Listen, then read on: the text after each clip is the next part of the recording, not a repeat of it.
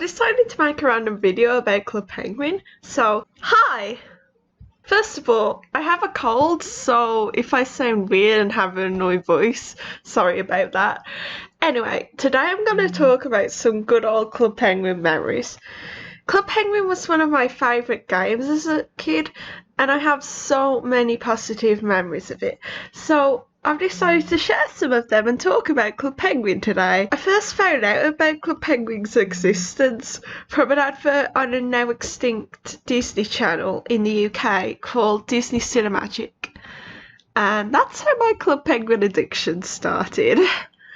When I first joined Club Penguin, the current party was the 2008 Fall Fair, but at the time I didn't know that the monthly parties were a thing, so I just assumed it was like that all the time.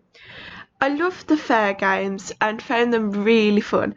My most memorable experience was playing Jetpack Adventure and landing on the iceberg, which at the time was a giant bouncy castle slide for the party, and I thought it was the most amazing thing ever. So I was really sad when the slide went away after the party.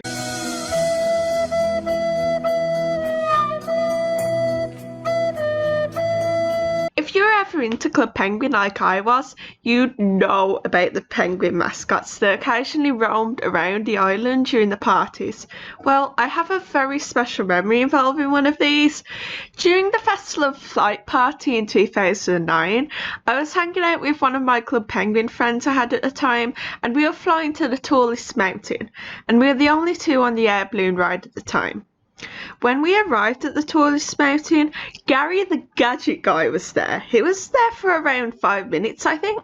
I forgot what he was talking about, but right after he left, loads of penguins entered the room right after the next balloon flight had landed, and they was talking about Gary being at the mountain.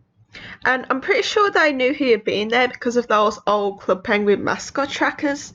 We told them that he was just here and everyone had just missed him. And I don't think most of them believed us, but we had the backgrounds to prove it. And I used that as my background most of the time after that. But it's a really special memory to me because me and my friend were the only ones in the room at the time.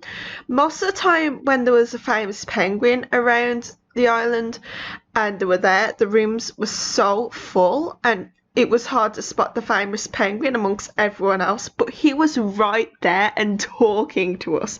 I still can't believe it. The other Club Penguin mascot I met is none other than the famous Captain Rockhopper. He was always my favourite Club Penguin mascot, and not gonna lie, he was actually a really big role model to me as a kid. Whenever he was at the island, I was always super excited, and I was on Club Penguin pretty much all day, every day of the party, trying to meet him. In the 2009 adventure party, I actually met him. He was on his boat, the Migrator, and I was so happy I actually cried. Yep, that's how much of a Club Penguin freak I was. I had spent so many hours on so many tracking websites that I didn't fully trust weren't full of viruses, but I didn't find him through using those. I met Rockhopper when I wasn't looking and least expected it. That made it even more exciting to me as a kid.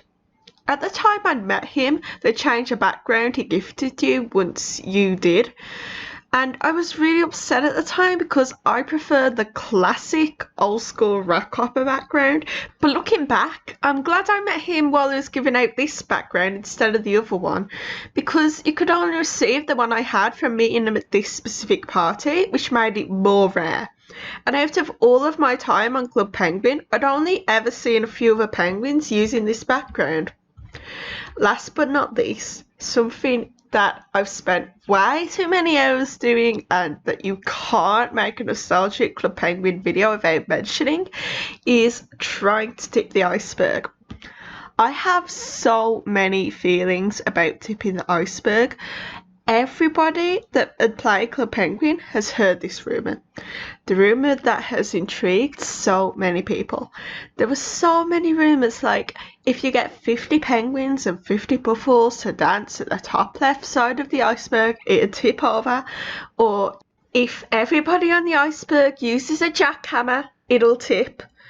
Some people believe that you had to be on your own and in a certain place for it to work, and others tried to convince everyone to stop, since I believed if you were there while it tipped, you'd be banned forever. But of course, none of that was true. We all know that now. Because in the final party, the Waddle On party, the iceberg could tip. I knew it could tip, but I refused to do it for myself. Why? Because I was upset, and in my heart I didn't want to say goodbye to my favourite online game, because the iceberg tipping, that is the final goodbye.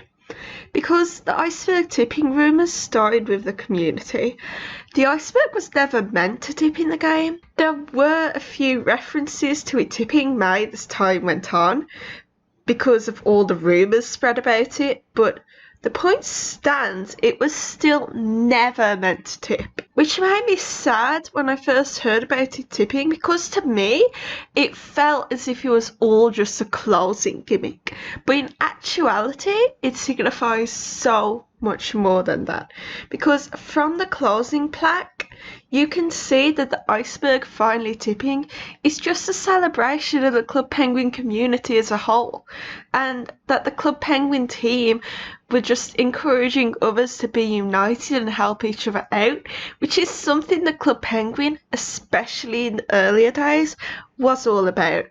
So I guess me making this video is my final goodbye to Club Penguin. It may be 3 years too late, but still, it's a goodbye. I love you, Club Penguin, and you'll always be one of the best parts of my childhood.